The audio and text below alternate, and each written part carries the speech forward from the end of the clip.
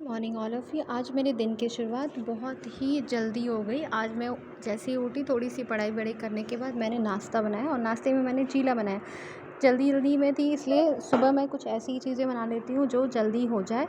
और आज के लिए मैंने जो अपना प्लान बनाया है वो मैं आपके साथ शेयर करना चाहती हूँ। मैंने आज ज्योग्राफ़ी पढ़ने का प्लान बनाया है और जिसका जो टाइम टेबल था वो मैंने कल रात को ही बना लिया था। और उसके बाद जब मैं सुबह उठी तो मैंने थोड़ा-सा ज्योग्राफ़ी का रिवीज़न किया, एक गो थ्रू रिवीज़न किया जो मैंने पहले पढ़ रखा है, यानी कि इंडियन ज्योग्राफ़ी पढ़ा था मैंने आज। और उसके बाद मैं रेडी होने के बाद अपना निकल गई अपने वर्क पर।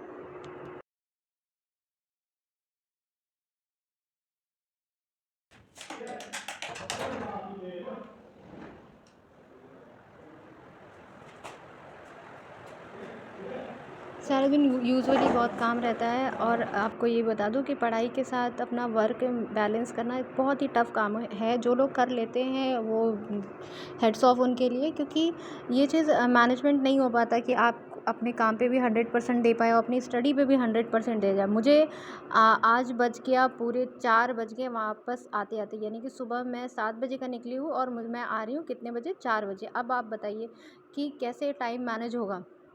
लेकिन इसमें भी हमारे पास कोई ऑप्शन नहीं होता, तो हमें किसी तरीके से अपने टाइम को मैनेज करना ही पड़ता है।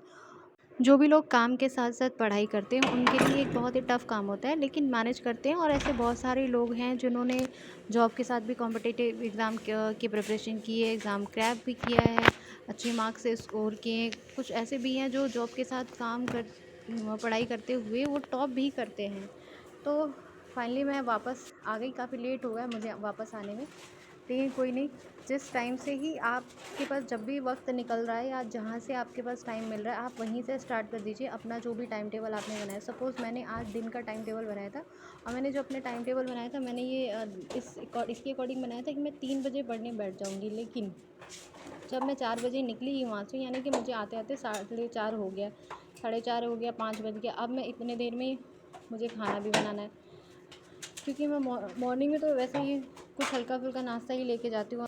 हाँ, तो मैं आपके साथ ये शेयर करना चाहती हूँ कि आज मैंने ज्योग्राफ़ी का पूरा टाइम टेबल बनाया और इंडियन ज्योग्राफ़ी का। तो मुझे ज्योग्राफ़ी में मैंने ये भी डिसाइड किया है कि ज्योग्राफ़ी में मुझे क्या पढ़ना है, क्या इंपॉर्टेंट पॉइंट्स पढ़ने हैं। मुझे आज ज्योग्राफ़ी पढ़ना नहीं है, आज मुझे अपनी बुक का पूरा प्रैक्टिस सेट, जितने भी प्रैक्टिस सेट दिए, मैं आज उसको सॉल्व करूँगी। उसको सॉल्व करने के साथ ये भी टिक मार्क करना है कि कौन-कौन से ऐसे क्वेश्चन हैं जो मुझे नहीं आ रहे, यानी कि किस-किस पोर्शन से क्वेश्चंस मुझे नहीं आ रहे। इससे क्या होगा कि मुझे ये पता रहेगा कि ज्योग्राफ़ी का कौन-सा पोर्शन मेरा स्ट्रॉन्ग नहीं है। हाँ, अगर देखिए, जब हमें ये पता चल जाता है कि मेरे टॉपिक में या मेरे सब्जेक्ट में कौन-सा पोर्शन मुझे नहीं आ रहा है, उसके बाद हमें उस टॉपिक के सब्जेक्ट को अपने बुक से पढ़ना चाहिए, उस पर्टिकुलर बुक से पढ़ना चाहिए। उसके अलावा अगर हमारे पास कोई और भी रेफ़रेंस बुक है, तो हमें उससे पढ़ना चाहिए। और उसके बाद आपको क्या करना चाहिए कि आप उसको यूट्यूब पे उस पर्टिकुलर टॉपिक को पढ़िए, और एक यूट्यूबर से नहीं पढ़िए, आप किसी एक टीचर से नहीं, उसको एक बार पढ़िए।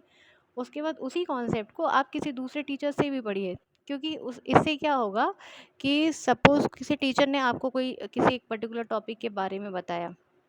अब जब आप वही वीडियो, वही लेक्चर आप किसी और से भी पढ़ेंगे, तो आपको उसमें कुछ नया मिलेगा, कुछ एक्स्ट्रा मिलेगा। यानी कि अगर 2 टीचर पढ़ा रहे हैं, तो एक ने तो आपको कुछ चीज़ें बताई, हो सकता है दूसरे वाले के पास कुछ और पॉइंट्स हो, कुछ ज़्यादा पॉइंट्स हैं, तो ऐसे आपके पास 2 रेफ़रेंस हो जाएगा जहाँ से आपको नॉलेज मिलेगा। जिस तरीके से हम 2 बुक प्रेफ़र करते हैं कि हमने अलग-अलग राइटर की बुक ली है, वैसे ही हम अलग-अलग टीचर से भी सेम सब्जेक्ट को अगर पढ़ते हैं, तो हमें दोनों से कुछ ना कुछ एक्स्ट्रा नॉलेज मिलती है, जो कि आज के डेट में कॉम्पिटिटिव एग्ज़ाम के लिए बहुत ही मैंडेटरी है। क्योंकि अब जो क्वेश्चन आ रहे हैं, वो बहुत ही डीप से आते हैं और आपको उसमें पूरी स्टोरी पता होनी चाहिए, तब आप कहीं क्वेश्चन को सॉल्व कर सकते हैं।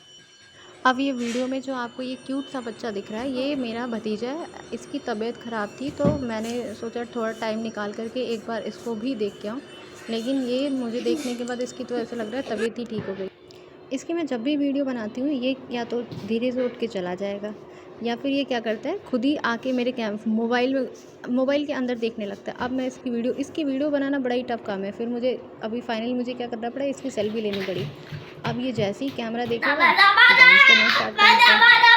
थोड़ा सा मूड रिफ्रेशमेंट हो जाता है अच्छा खासा। मैं बहुत ज़्यादा आपको अभी शो दिखा नहीं पा रही हूँ कि मैं कितने घंटे पढ़ाई कर रही हूँ। इसके लिए मैं आपको नेक्स्ट टाइम से मैं जो पूरी स्टडी का प्लान है वो सारी चीज़ें शेयर करूँगी। थोड़ा सा टाइम स्पेंड करने के बाद मुझे लगा बाहर घूम लेते हैं, तो मैं मेरा भतीजा और हम लोग थोड़ा बाहर पार्क में घूमने चले गए। तो इसकी हरकत देख के लगा इसको कि इसको भी थोड़ा सूट करना चाहिए। इसकी हरकतें देखिए, ये तबीयत ख़राब है, ये बीमार बच्चा है, ये लग रहा है कहीं से बीमार। ज्योग्राफ़ी का जो भी चैप्टर मैंने आज प्लान किया था पढ़ने के लिए, वो मैंने फाइनली किसी भी तरीके से कंप्लीट कर लिया। हालांकि मैं आज बहुत लेट आई, फिर भी मैंने उस चैप्टर को कंप्लीट किया ताकि मेरा कोई काम पेंडिंग मत रह जाए, क्योंकि अगर हम पेंडिंग में रखते हैं तो फिर हम धीरे धीरे डिमोटिवेट हो जाते हैं और हमारा पढ़ाई से मन हटने लगता है। तो कोशिश करिए कि कितना भी शेड्यूल बिजी क्यों ना हो, आप अपना टाइम निकाल के अपने चैप्टर को, अपने टॉपिक को, जो भी आपने प्लान किया है उसको कंप्लीट करिए। हो सकता है आपसे पूरा कंप्लीट ना हो पाए, आधा अधूरा हो, कुछ टॉपिक आपके छूट जाए, लेकिन आप उस डेट को उतने टाइम ड्यूरेशन में पढ़ने की कोशिश करिए। आपको मोटो ये होना चाहिए, आपका टॉपिक कंप्लीट होना चाहिए।